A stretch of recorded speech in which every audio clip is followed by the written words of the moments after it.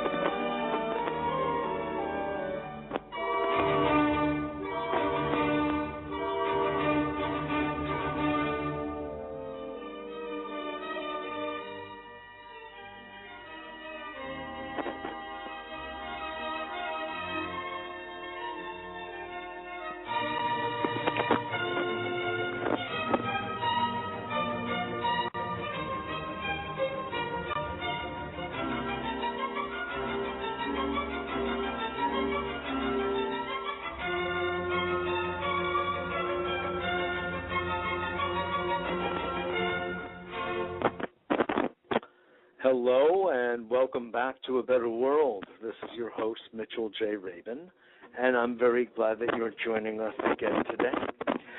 Today, we are going to be spending the hour with a very special man, an old friend, it happens, and colleague of mine, Gary Smith, and speaking about his latest work, his latest book, called The Mathematics of Sorrow. As those of you who listen to this show or to the TV show with any kind of regularity know that as a holistic psychotherapist involved in energy healing of different sorts, vibrational medicine and the like, I've spent a fair amount of time looking over the sources of stress and of the emotional conflict behind illness. And that is why I invited Gary to be our guest today, to talk about this very interesting relationship between energy, measurable energy, and our emotional lives. In other words, there is a physics, you could say, behind emotions, as there's a physics behind every movement on the planet and beyond. But we don't usually apply this kind of scientific thinking to the world of subjectivity, such as that of our emotional lives, our mental lives, our psychological, or even spiritual life for that matter. But yet, there is an increasing interface taking place between mind, body, and spirit, between science and spirituality, a relationship that actually has been there from time immemorial. But for a number of reasons, a divorce ensued for, I would say, actually economic and political reasons when it came to the Roman Catholic Church, separating itself out back in the day from the science, for instance, of Galileo, that they perceived as challenging their core belief system and felt threatened by it and therefore filed for divorce. However, it doesn't have to be looked that way. And today, scientists are making a wonderful inquiry into the nature of our hearts, heart coherence, and the work of HeartMath, for instance, the HeartMath Institute, the Institute for Noetic Sciences, and the work of Dean Rabin and other senior scientists there, are really embarking upon understanding emotions from another level of depth, you could say, including a scientific depth. And it's very much because this is all being unearthed that Gary Smith's work today is of such, I think, very valuable relevance and resonance. So I just want to invite you to get comfortable and enjoy today's show. You know that you can always reach me through www.abetterworld.tv, and I encourage you to tune in to our weekly radio show here on Blog Talk Radio, as well as on Manhattan Cable TV every Tuesday night.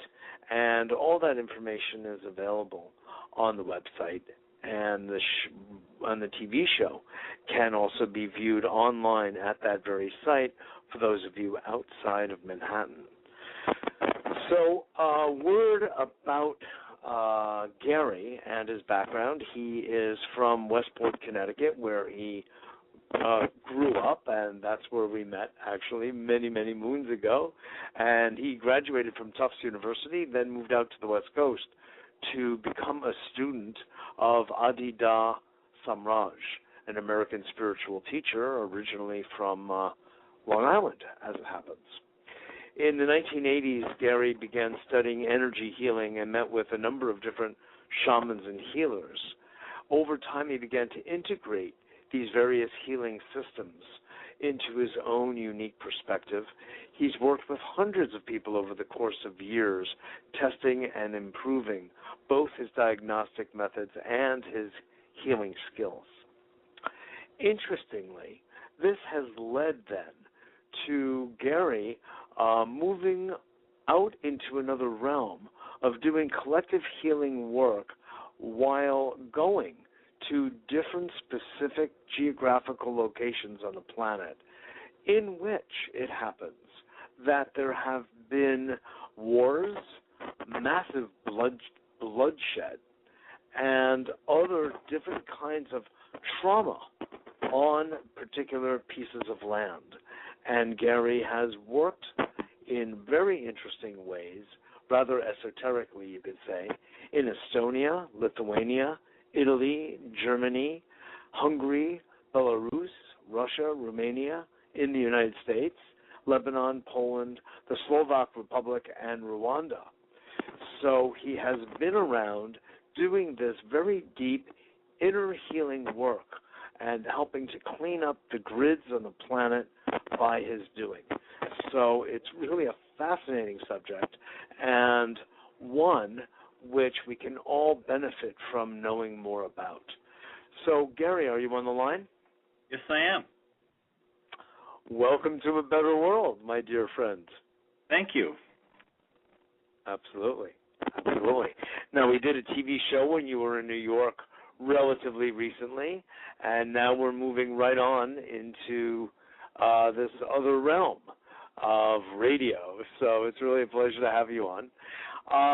I'd love to go back to your book and just take a look. It's just wonderful the way you brought together mathematics and essentially physics to this world of emotions that very few people even think to connect.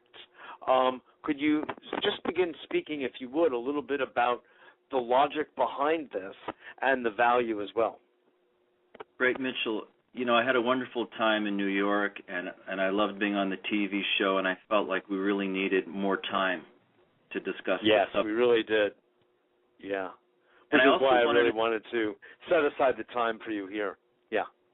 Thank you for your wonderful blog and your TV and your radio work, and the fact that you're always reminding people about a better world, and how much I appreciate the positive energy you constantly bring to your friends and to the planet. So thank you very much.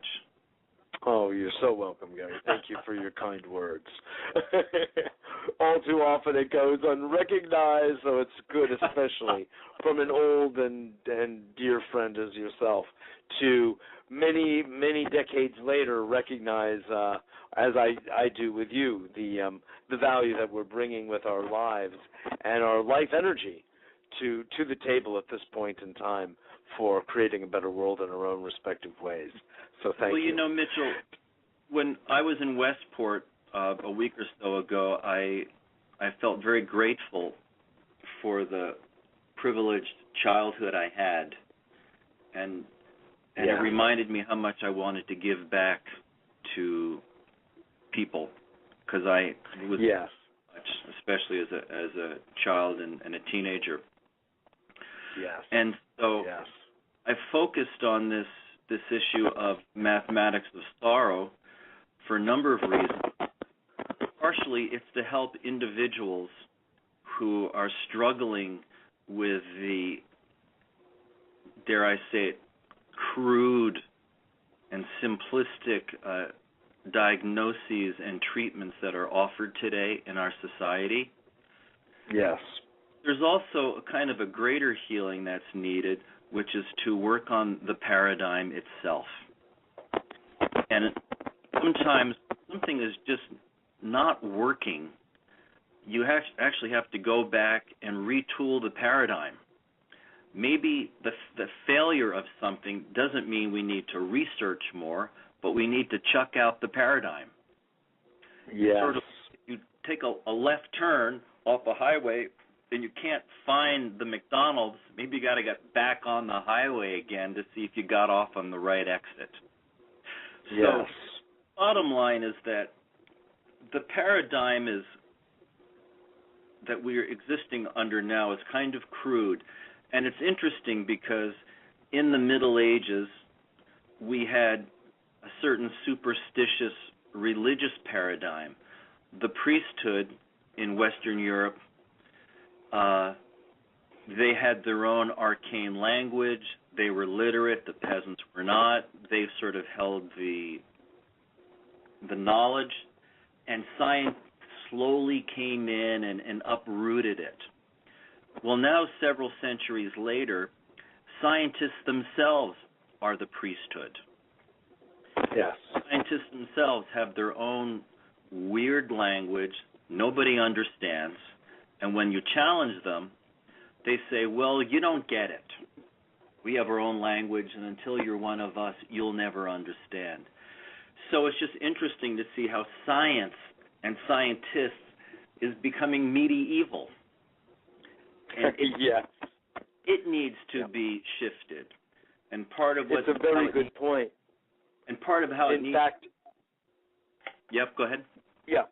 Yeah. It reminds me of a supervisor of mine when I was in graduate school at a psychiatric institute I was working at as an intern up near Wesleyan University, in fact, in Middletown, Connecticut, at Elmcrest Psychiatric Institute. And my supervisor said, the main difference between us and them, Mitchell, is we have a language to talk about them in a way that they don't have quite the same about us. Our language is slightly esoteric, and they want to reach in and grab it. But when they realize what we're up to, they will see that the entire process of therapy, by and large, is a process of leaving the therapist. Very interesting. I couldn't agree more. Yeah. What I'm thinking... So I want to just clarify for our audience, when you refer to a paradigm, you're really referring to the psychiatric paradigm, which suggests that any degree of sorrow that people have is actually treatable as a disease and would warrant, according to general psychiatric understanding, the administration of some kind of medication, such as an antidepressant or an anti-anxiety medication, which not only do not have scientific basis or efficacy, they've been outstripped by tests using placebo, but it's missing a core spiritual and existential reality that I feel you spell out rather profoundly in your book, that sorrow is a very real, substantive part of our human lives and deserves the respect, if not the actual exaltation of its place in human experience. Could you speak to that? Yeah. We covered a lot of material here, but I mentioned, I mentioned a joke in the book about two golfers are golfing, and one guy's about to tee off, and a hearse drives by and a bunch of cars, and the golfer takes his hat off and sort of salutes the hearse and all. I think I know this joke. Yes. And then the other golfer goes, "I'm really impressed. That was really something." And the golfer goes, well, yeah, we were married 27 years. So the bottom line here is, that's a joke. Oh, my. Yeah. But, I mean, after all, we were married for 27. For 27 years, right? Oh, my word. Yeah. So it's the least I could do, right? Least I could do was up my golf game for a little bit while the person rolls by. Yeah. But what that's really pointing to is that there's a few things here. There's the paradigm of psychiatry and psychology, which is resting on the greater scientific materialist paradigm, that there's only a third dimension. Yes. And the joke about the golfer is that, the golfer is like, okay, well, she's dead. We move on. I'm going to go play golf now. Well, sorrow, the gift of sorrow is that it reminds us, it calls us to something greater than the third dimension. Mm-hmm. Just not meat and blood and we're dead and we live, we die, we merrily go on. Sorrow calls us to something found, something greater. And in that sense, it's I mentioned the word, the allure of sorrow. Because some people know that there's something deep and profound there, but they get lost in its allure. There can be no end to it. It's like the people get involved in the S&M world. There's no end to it. It just goes down and down and down, and it's just an infinite abyss. So you're saying there's a certain an identity that develops in relation to that particular emotion. Yes, because sometimes the world seems so plastic and superficial. Yeah. Sorrow seems profound. Yes. And it is. It's just that it has so in a sense, it gives people an experience, an emotional experience of our culture is so rooted in the head, as we know. And even though, very oddly, most people are deeply emotional, really, or actually more superficially emotional, but to have an experience of sorrow almost busts open their hearts in a way and gives them an emotional experience that they may not have had in a long, long time. Exactly. Yeah. So one of the things I wanted to point out, again, is there's this third dimensional paradigm in our Western materialistic society, but then there's the psychiatric, psychological paradigm. And I need to comment on this for a minute. In my book, I mentioned something about topology. Topology is an advanced mathematics in which it's the mathematics of shapes and forms. It's usually graduate school mathematics. It's very, very complicated. But in the is it like an advance on geometry? Yeah, it's you read 3 pages of an introduction to topology, and it takes 2 hours to read 3 pages of the book, and even then you don't understand it. But a core theory in topology is that a subset within a larger, like a sphere within a larger sphere, is a subset of the sphere. Yeah. So imagine like a big sphere, and then inside that is a smaller sphere. Well, under the theories of topology, that smaller sphere is a subset of the larger sphere. Mm-hmm. From that, all kinds of topological theorems and exercises can occur. This makes complete sense. But we need to understand that mathematics actually has cultural implications, because the cultural implication, oddly enough, applies to psychology and psychiatry. For example, according to our present paradigm, the head is third dimensional, and within the head is the mind, the conscious mind, according to the materialistic viewpoint. Conventional thinking, yes. So if the mind is within the head, in psychology, that's a subset of the head, then the mind must also be third dimensional. Mm-hmm. we just can't prove it yet, but because of our way we're looking at it, it follows thus. Yes. Therefore, this is the mathematical logic and cultural logic that cure should come from pharmaceuticals, because pharmaceuticals are third-dimensional as well. Exactly. Now, this would be cool if it worked, but it's an absolute catastrophe, except for the pharmaceutical companies that are making billions and billions of dollars. Now, I don't mind if companies make billions and billions of dollars, but they're not doing their real job, which is to heal. Yes. So the whole thing about the paradigm is super important. So let's imagine another situation. Let's imagine there's a third grade class. There's 20 students in a third grade class. They're in a classroom.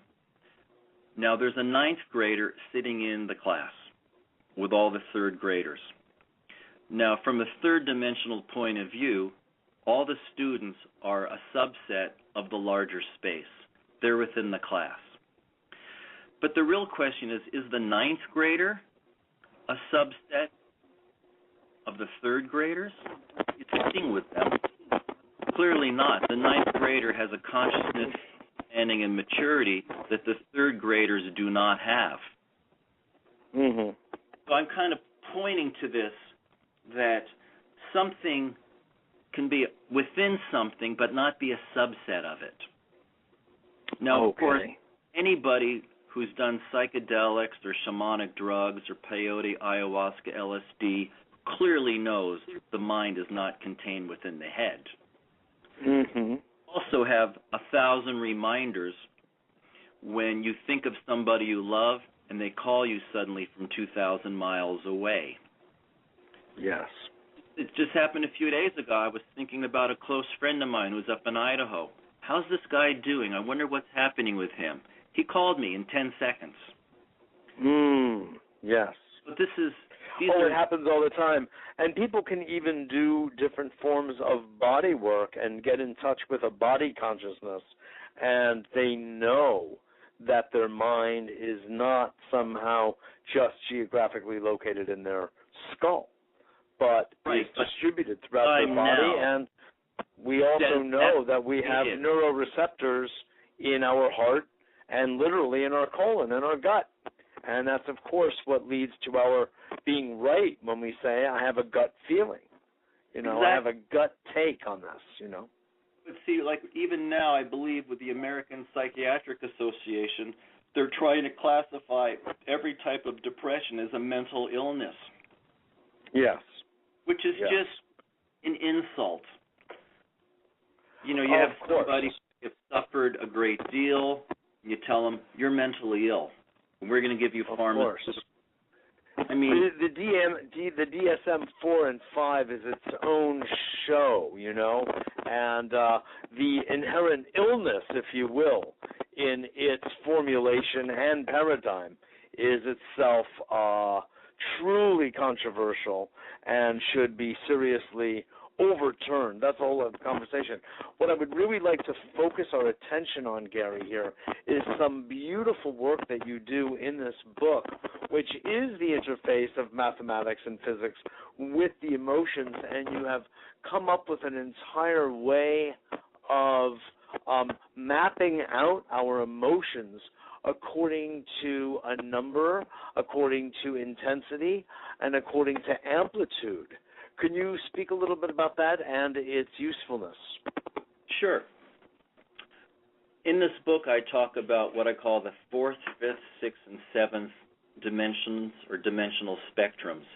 These actually relate to specific parts of the brain.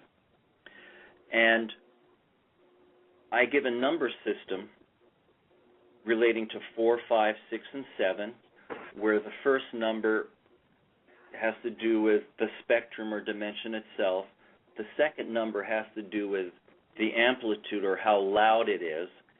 And the third number has to do with its intensity or profundity. So I've used numbers like -444, -456, minus 623. All these numbers actually are not only numbers, but they're actually vibrational patterns that match an emotion. So, for example, this oft-quoted 666 is the mark of the... Well, it's a little simplistic, but 666, actually, there's a minus 666 and a plus 666. Minus 666 actually relates to an emotion, relates to part of the brain itself. But there's a plus 666, and the plus 666 is its opposite. And so the fact that you can actually put a number onto an emotion gives you all kinds of ways to begin to find ways to heal, help, balance. You can also know whether certain things that you take have any use whatsoever. So, are you there? Oh, yes. So, for example, what I call the sixth dimension has to do with collective sorrow. Well, virtually no pharmaceuticals or herbs vibrate on that level whatsoever. Therefore, nothing that you can virtually will ever resolve it. Well, this is really important if that's the depression that you're suffering, to know that Prozac or St. John's wort or whatever can even come close to what the vibrational level it is where that sorrow is aimed in. This is phenomenally useful and practical information, I think. Especially with I agree with you because antidepressants every day. It outlines the nature of the vibratory character, which is measurable, of a given state of mind or feeling, or body for that matter. And I work with this all the time with my work in biofeedback, as I have mentioned to you before, where it's essentially a vibratory approach, so you can deal with whatever the emotion may be on the level on which it is occurring, and as you were suggesting, balance it out. You know, for instance, this is reminding me of the fact that in Chinese medicine, we speak about having several different kinds of headaches. One kind of headache is related specifically to the liver. Another one is more gallbladder related. Another one could be more heart related or stomach related. And you won't know what points to use of acupuncture or what herbs to use unless you know the nature of the headache. In the United States, in Western medicine, they speak about either a standard headache or a migraine. That's about as, you talked about crude. That's crude. It's not like 100 different kinds of snowflake for the Eskimo. It's, it's one or the other, and you would think that over time, Western medicine would become a little bit more refined in its understanding of causality as well as treatment, but it's not the case. So you don't have to make any excuse on this show about going into the vibratory realm, because that's where we live, man. It's perfectly fine. Let's let everybody know that you are listening to A Better World on Blog Talk Radio. We are on the air every Wednesday at 6 p.m. Eastern Daylight Time, and pretty soon we're looking to expand into a couple of other nights per week to deal with specific subject matter. And you can get onto our newsletter if you are not already, or if you want to sign up another email address, at www.abetterworld.tv.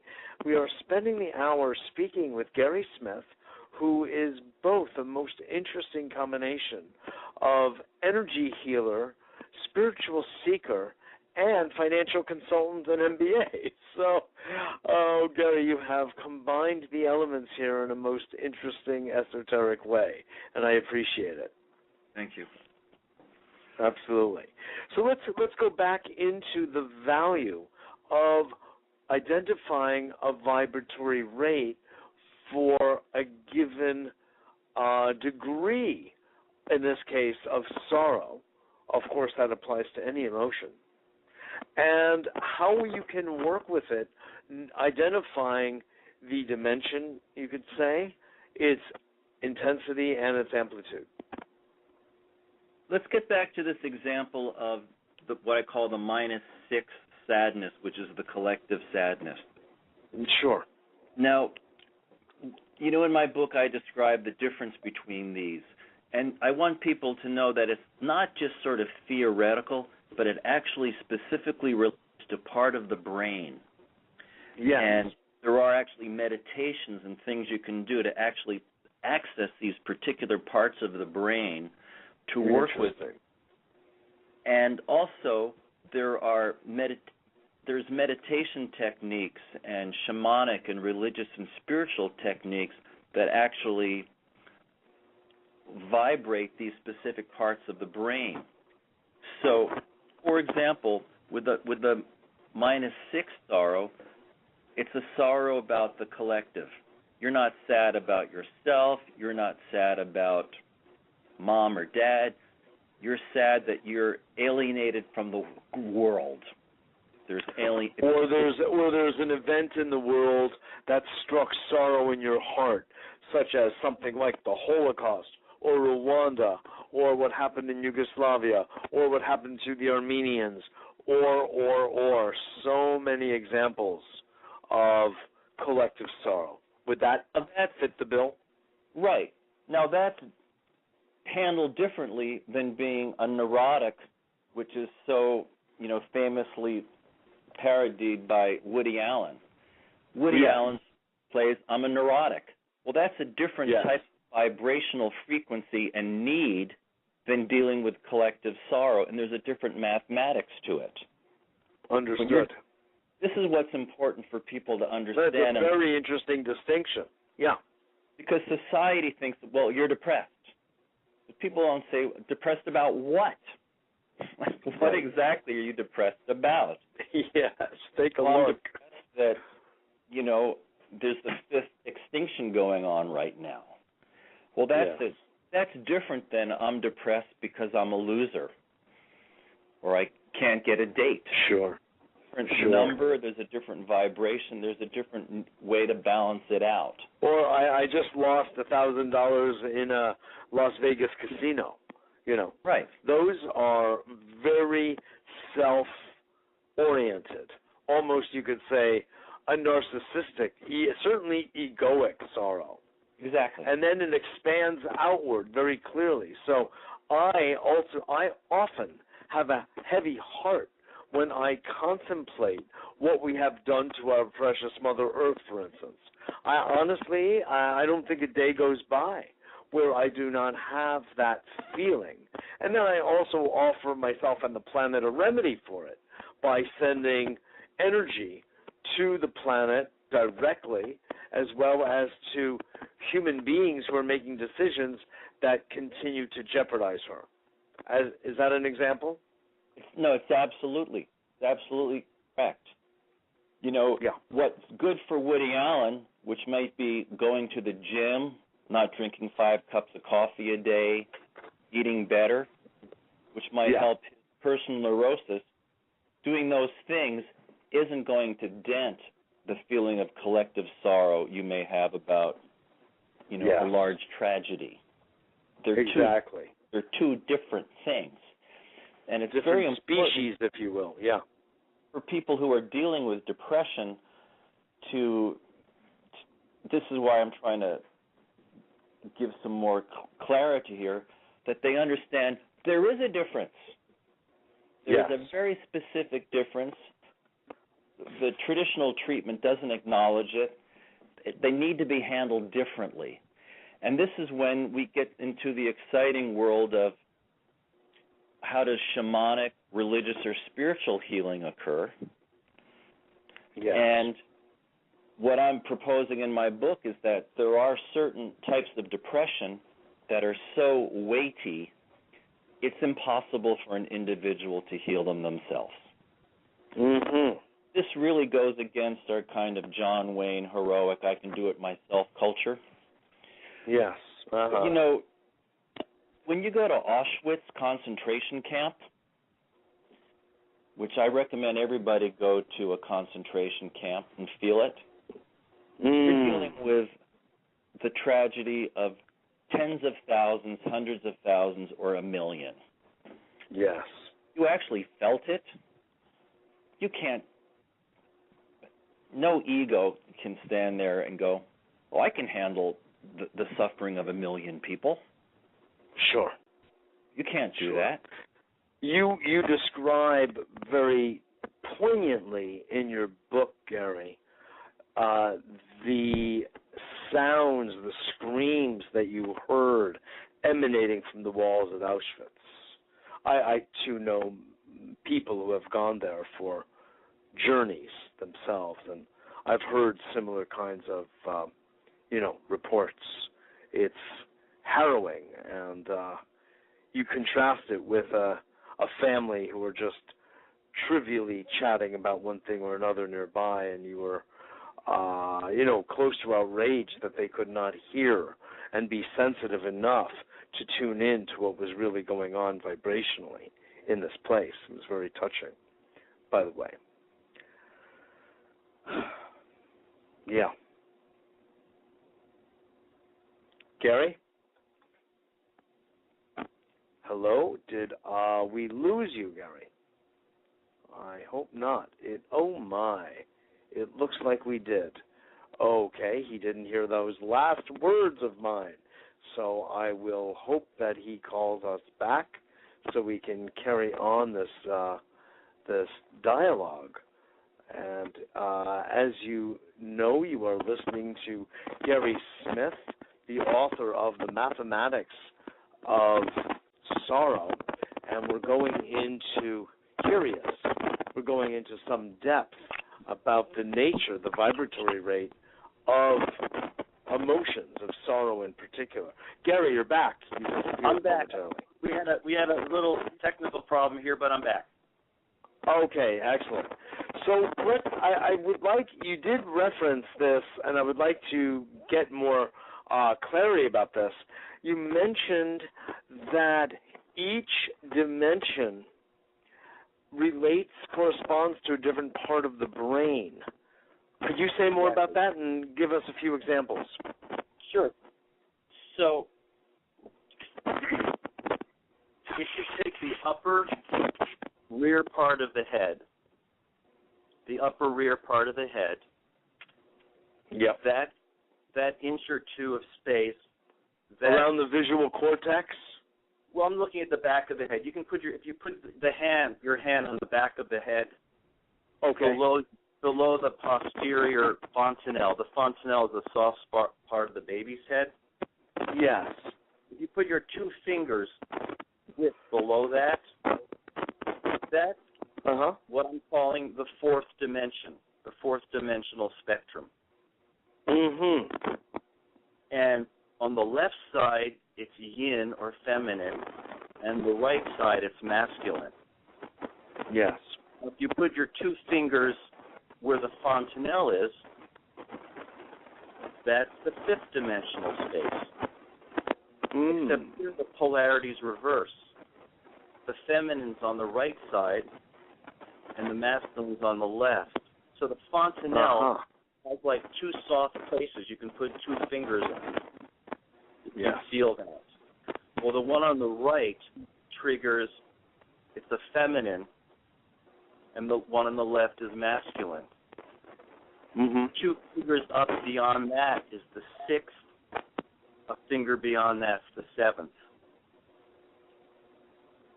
So those are actually brain. Now, did you map this out yourself, or did you see this mapped out elsewhere? This came through one of my shaman teachers, and it's from one of the Native American Indian tribes. I see. And in their tradition, they would teach in their medical tradition, the medicine man had a 17-year training. Yes.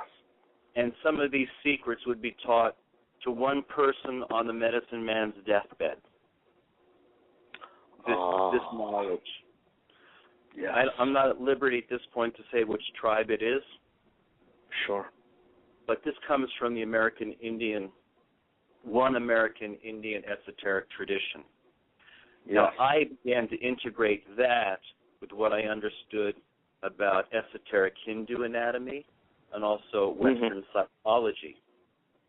Yes. Because there are colors associated with these things. And then I began to see that they have different vibrational frequencies and different functions. So, for example, acupuncture is primarily a fourth-dimensional method. Fifth-dimensional stuff is actually the world of psychedelics. And, marijuana, ayahuasca, peyote, LSD. Sacred medicine, plant medicine. They're all and really commonly known as entheogens. Yeah. They're working on that level. Very, very few things vibrate on the sixth or seventh dimensional level.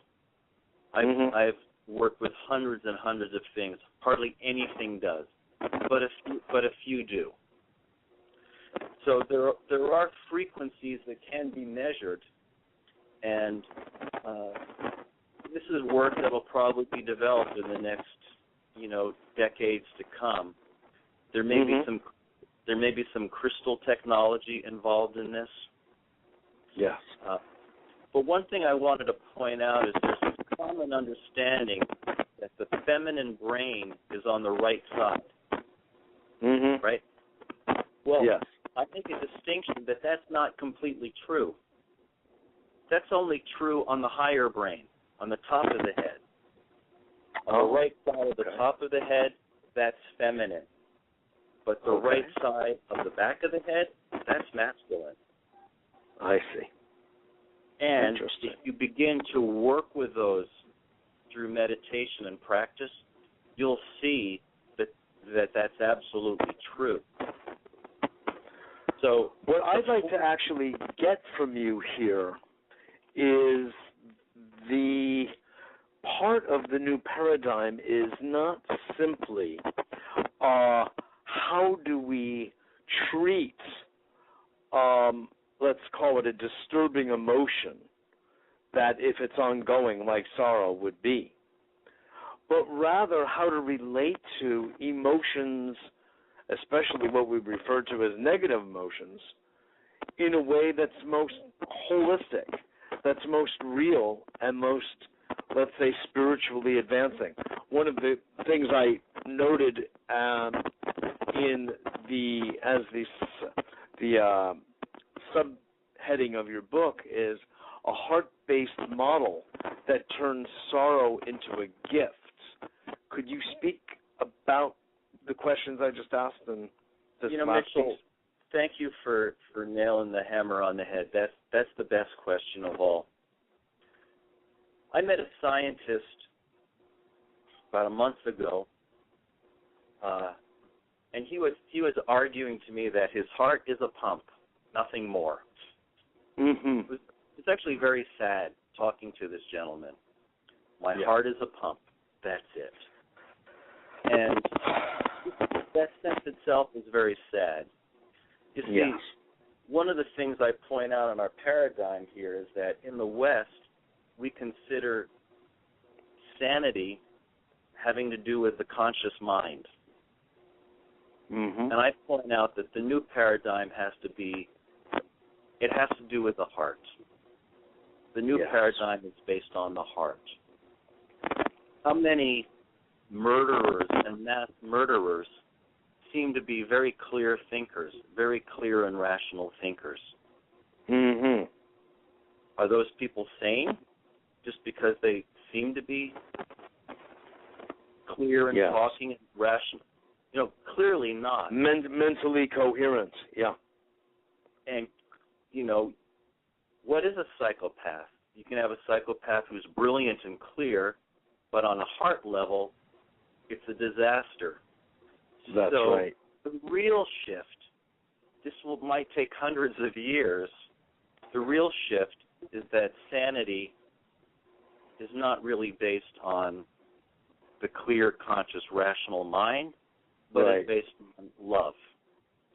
Yeah. Now, every scientist will go jumping up and down and saying that that's horseshit and blah, blah, blah. Well, all the women and women therapists, know it's true. There's just not a language for it yet. And the indigenous people of all over the planet know it to be true as well. Yeah. Our materialistic, mind-oriented culture just happens to be on top right now. Yeah, it's a temporary, it's a little moment in time. But for thousands of years, it was always understood by the Chinese, the Tibetans, the Indians, the Siberians, on and on, the Africans, on, that thinking takes place in the heart. And as I mentioned, I believe, in our TV show, that the word heart-mind is the only word the Chinese have for mind. They don't have a separate word as such, but heart-mind, which can either be described as Yi or Shen, even more clearly, which means spirit. And the spirit resides in the heart. So I'm just saying that to kind of buttress what you're saying. Well, again, I'm a practical person. If I could pop a pill and it heals everything, great.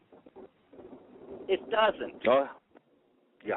Something crazy. I think I mentioned this on the TV show. 167 million prescriptions for antidepressants were issued in America in 2008.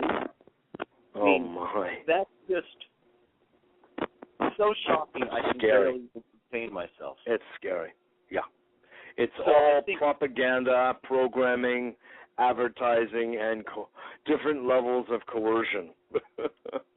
So sorrow, depression, is not a mental thing first.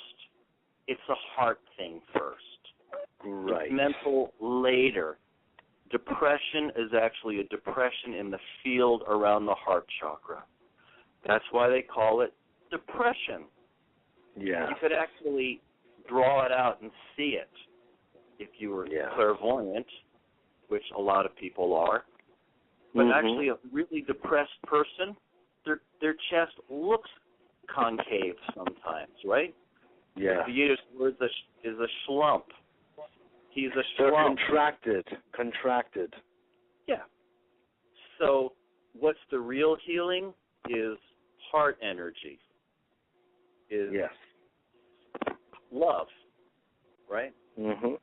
Now, it's hard to sell love, hard to make $1 billion selling love, but that's ultimately, what it's about and where it's going. So if we're dealing with this collective sorrow, dealing with this great pain, well, you need a love that deals with collective stuff. Yes. If you're sad because your best friend died or your mate just died or your father died, that's a different kind of sorrow than collective. What kind of love loves a grieving widow? So this is when we enter the unscientific world of spirituality, but there is all kind of science there too. Indeed. What is the difference between what Krishna does versus Mother Mary? Or Kali, Black Kali versus Green Tara? Or Jesus versus the white Mother Tara? Well, on a more sophisticated level, they hold different frequencies. Now, they may be holding the highest divine frequency, but on another lower level, they're holding a different thing. You see, so there's a great wisdom, there's a vibrational knowledge that's essentially lost. It's time for it to become more popularized. Yes, indeed. Oh, I am in, of course, wholehearted agreement with you. And this conversation brings me around, Gary, to looking at the subject of the archetypal nature of individuals, of a collective, and of an emotion. And sorrow happens to be one of those emotions that binds people together. Remember what it was like to live in this country, let alone in New York City, at the time of 9/11 and the crashing into the towers of these airplanes. Right. New York City, the entire planet, went through a certain metamorphosis on behalf, you could say, of the residents of New York City in particular, and the residents of the United States at large. And it was very unifying as a field. And you could feel into it walking down the streets of New York for a year after this happened. It was as though we had one heart, which is, of course, the esoteric teaching of one heart, one mind. And right. It was palpable even to a material, secular scientist, I will dare say, because right. there are experiences that are human, that are far beyond, as you were indicating and spell out well in the first chapters of your book, go far beyond the materialist, secularist perspective. And right. It's just a so human, instinctive domain. So I see that your contemplation of sorrow as the subject of your book has powerful ramifications for our own spiritual development, not just for a healing, i.e., a numeric value of a 6 being balanced out by a 6 on the opposite side of the spectrum and coming to 0. That's beautiful, and that needs to happen also. Just the actual experience of sorrow as opening the heart, and I'm actually reminded of the words of Chogyam Trungpa Rinpoche, who, when he put together Shambhala training out of the Tibetan Buddhist tradition, talked about the bitter sweetness of life and of actually living with a broken heart as a space of wisdom. Yeah, people think they have a broken heart, they need to get over it. Exactly. But actually, the broken heart makes a person more conscious. Doesn't it? It widens their mind. It makes them more sensitive. Makes More them compassionate. More sympathetic. Yeah. That's correct. So why would you want to get over that? Right, exactly. That's why he said what he did. It was actually one of his meditation practices, that you contemplate and stay deeply in touch with your soft, vulnerable, broken heart. You know, when you see and it can be broken for personal reasons, or it can be broken for global reasons, you know. But it's broken. You see pictures of Jesus with a flaming heart, right? Open heart. Yes. You're not seeing pictures of Jesus with, like, you know, a golden head. Right. Although they did have auras in the early paintings, you know. Yeah, but in the esoteric Christian teachings, they're not glorifying Jesus' brain. They're glorifying his heart. You know, Leonard Cohen wrote a song called "Everybody Knows." Uh-huh. And it's the same kind of thing with this. Everybody knows. Everybody knows, right? The paradigm just hasn't quite caught up with it yet, and there's also vast commercial interests against it. Yes, against the truth. Yeah, you know, it meant well, and it's got a purpose, but, you know, the paradigm's slowly going to erode away. And what you and I are talking about, Mitchell, and we know this, is something that's going to take generations to embrace. Yes. Yes. You know, you're become part of our DNA again. You're a lonely voice in the wilderness out there in Manhattan, calling for a better world. You know, a candle in a dark room, doing your thing, but slowly more and more candles will be lit. You know, and the room will be illuminated. Correct, and, Gary. You know, again, you and I had beautiful place to grow up, and we've got a lot to give, and we're doing it in our own way. Correct. But I want people to know that sorrow can be a wonderful gift into growing and to learning a little more than what the culture sort of sells you on its cheapest level. Beautifully put, and it's just so true. Rather than be an experience that we seek to, as you said, get over and complete and be done with, it's something to actually maintain a relationship with. It doesn't mean, and distinctions need to be made. It doesn't mean to be somber. It doesn't mean to be morbid. There can actually be some humor, maybe slightly black humor or dark humor, but there is even humor in it, like the joke that you opened up with about the golfer while his wife, went by in a hearse, I'm not sure I would consider it the richest humor, but nonetheless, there's an entire place for humanity to find itself in the sorrow and the grieving process. Right.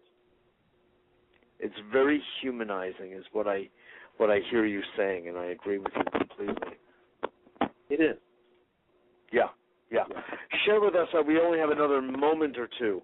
What last words would you like to share with our audience, Gary, about your work and what your insights are, so rich, cultivated over the course of decades in your deep spiritual work, both on the West Coast as well as across the planet? I think it's important that people come together and trust their intuition. This is not a time for individuals to be going to caves and being enlightened in the wilderness. This is for This is time for people to get together. People need to get in groups, use group energy, be vulnerable to one another, be empowered by their groups, their friends, and be honest.